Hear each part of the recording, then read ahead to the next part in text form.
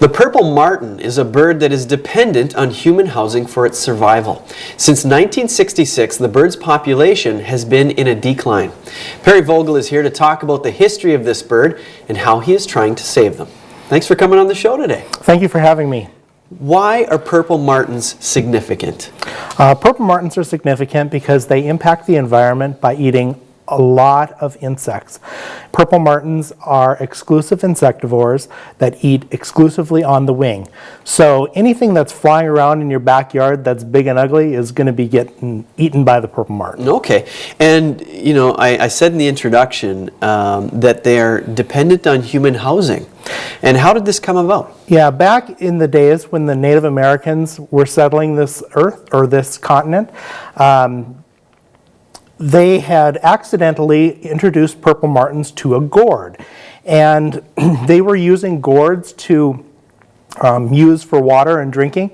And the purple martin has a natural curiosity, and they had found out that these purple martins would nest in these gourds.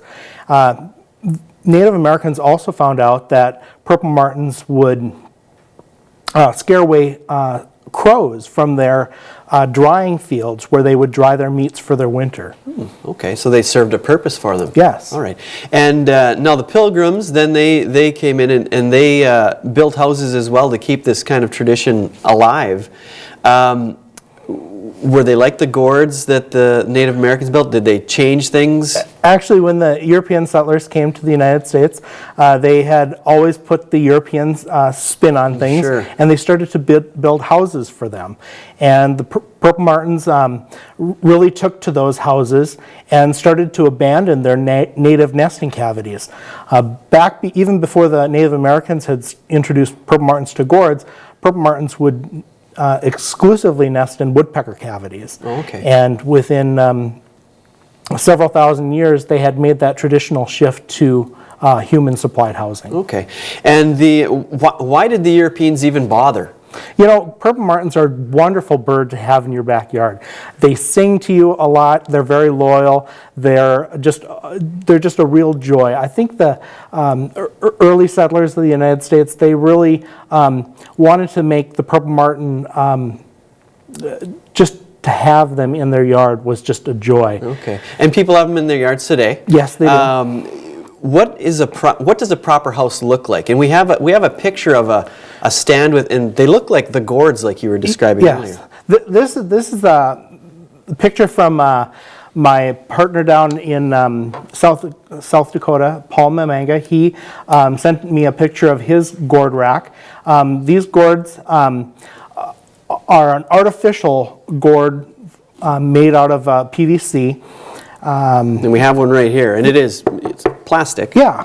And so obviously it won't rot or anything like that. Yes, they are the modern day version of the gourd that was grown in the gardens by the Native Americans. And there is an access here on the side to get in. So what about maintenance? I mean, people put up these bird houses. A lot of people put up bird houses and then walk away. Right. And so I actually inherited a home that had a purple martin colony house. Okay, the Purple Martin Conservation Association recommends that you do weekly nest checks. Once you put a house up in North Dakota, or at least in this area of North Dakota, they recommend putting a house up about 2 weeks after their earliest arrival. So that would be in about mid-April.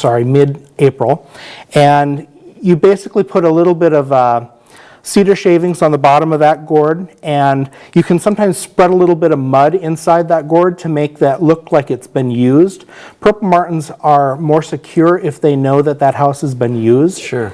And what about cleaning it and all that? Do you have to do that? Is there much maintenance? At the end of the year, you open up that gourd and you dump out the nest material, wash it up with a 10% bleach solution, and that's all you need to do. So not so tough. No, not at all. Now you talked about pest control, insects.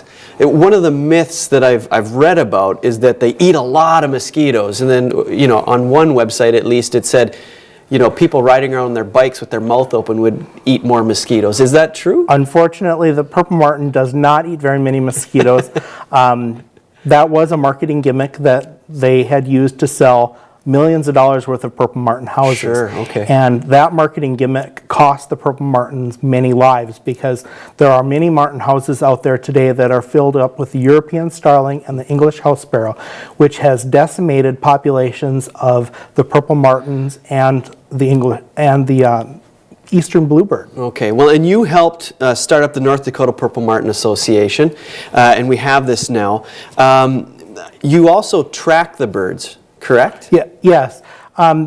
They are doing a study at York University with the Purple Martin Conservation Association. They're putting these backpacks on the purple martins. They're called geolocators. And what they do is they track the daylight, the sunrise and the sunset.